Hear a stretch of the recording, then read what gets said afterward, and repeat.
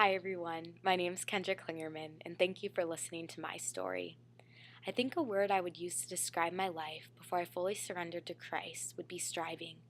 For most of my life growing up, I strived to be a good person and help people.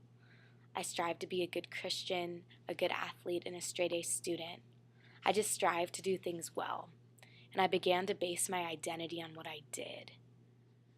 And I just wanted to please people and feel accepted, but I ended up feeling this constant pressure to perform and do well all the time. This was hard for me to deal with and not fulfilling because I would always fall short. I knew I could never be perfect, and I knew that nothing would ever really be enough. And so, towards the end of my elementary school years, I fractured the growth plate of my femur and I tore my meniscus. I had surgery and I was out of sports and activities for an entire year. And during that year where I physically couldn't walk and do much, I really began to see the truth in the gospel, that Jesus came down and he died for me and my shortcomings and rose again. He did this completely out of grace and love. I didn't do anything to deserve this.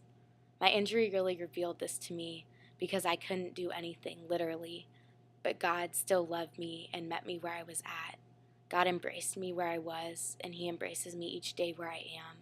And I just think it's really cool that Jesus uses all of us and even our weaknesses to become our strengths.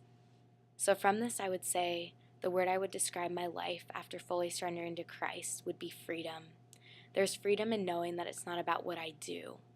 I no longer have the feeling that I need to strive to be fulfilled. I no longer have that feeling that I just need to do things. I know that I am fulfilled because I've accepted Jesus as my Lord and Savior, and he lives in me. So I just want to thank you so much for listening to my story, and I would love to hear your thoughts.